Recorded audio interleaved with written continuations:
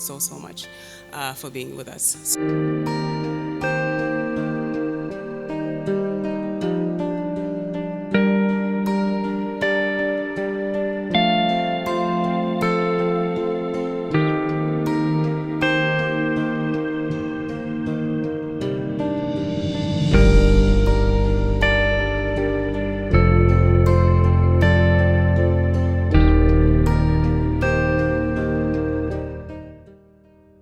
Excellencies, ladies and gentlemen, good afternoon.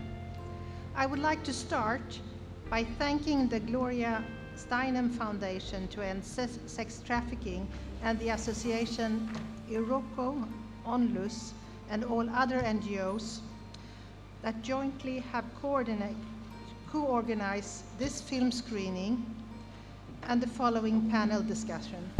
Sweden is happy to support this important initiative together with our colleagues at the Embassy of Argentina, France, Spain, and the US. Today, we meet to watch a film that reflects the suffering of all those victims of trafficking when trying to escape from the perpetrators. I salute its director for the work done and for contributing to public discussion and the visibility of this social problem. On behalf of the Argentine government, I invite all parties to renew their efforts to combat human trafficking and continue providing support to organizations that carry out such an important task. Human trafficking is a global scourge that violates human rights, destroys families, and undermines national security. Trafficking exploits victims' vulnerabilities and robs them of their most basic rights of freedom and human dignity.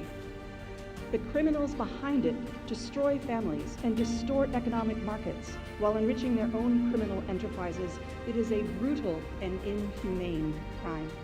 A journalist who represents many of you. You are key to put in the spotlight abuses such as these. It reminds us of how important the media is in ending these and other hideous activities that exist in our societies. Finally, the audiovisual content is explicit, brutal, and brutal enough to give us an idea of what is going on out there, but still leave us with the sensation, the feeling that reality exceeds fiction.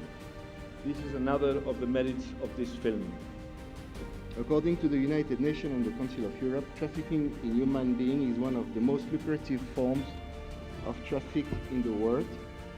It's estimated to generate a profit of $32 billion a year, and an estimated 2.5 million people are recruited and sexually exploited around the world every year, mostly women and children. Nigeria is richly endowed with human and mineral resources, and it has a rapidly young population. It is a country of origin, transit, and destination for a diverse migratory configurations, both domestically and externally. This includes seasonal labor migration, undocumented and irregular migration, internal displacements, human trafficking, smuggling of migrants, female migration, and migration of skilled professionals. So it's a very complex reality. I can assure you, when you watch this film, that what you're going to see today during this film is real, and indeed does not even go, in a certain sense, deep enough to show some of the extremely traumatic experiences that the women suffer. And the question becomes, why do we have this kind of situation from this country? Nigeria is one of the quote and unquote richest countries in the world, and yet we do not have that base to protect our women from the kind of trauma that is suffered as victims of trafficking. Thousands and thousands and thousands of victims, overwhelmingly women and girls, suffer at the hands of sex buyers, traffickers, and other exploiters, largely with impunity. The women and girls have names, they have dreams, and they certainly have a fundamental human right not to be bought and sold in the multi-billion-dollar sex trade that includes prostitution and pornography. So we are talking about the women and girls from the most marginalized groups being exploited. So undocumented migrants, women and girls from the most marginalized communities, from the lowest class or the lowest caste, depending on the country.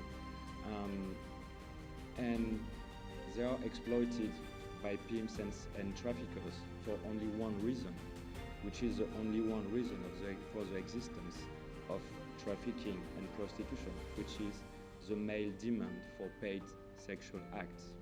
So if you want to prevent trafficking, if you want to stop trafficking, there is only one solution. It is stopping the demand. It is penalizing the demand. But I'd like to state first that I'm from South Africa, and South Africa is taking the wrong turn. They've proposed a bill proposing the full decriminalization of the system of prostitution, which includes decriminalization of pimps, brothel keepers, sex buyers, as well as prostituted persons. And they've called for public comments by the 31st of January. This is a matter of urgency. I'm from an area where sex trafficking is very rife, and the ease and freedom by which these traffickers carry a lot of these ignorant young girls outside is as if there's no intentional effort to target the traffickers, because once you cut the head, the monster is gone. The head being the trafficker. The head is not the trafficker. The head is the sex buyer. Human trafficking is just a vehicle through which traffickers and exploiters bring their prey to an end destination. In labor trafficking, that end destination can be agricultural settings or factories or mines. In sex trafficking, that end destination is the sex trade, the system of prostitution. And traffickers, the International Labor Organization gives us a very modest number of $90 billion of profits from sex trafficking. What they don't tell us is that every single one of those dollars come from sex buyers. So if there is no market, there will be no need for supply. And I think this is what we are trying to tell all governments, including our own, is that unless you focus on the demand, we will be chasing traffickers for another 1,000 years.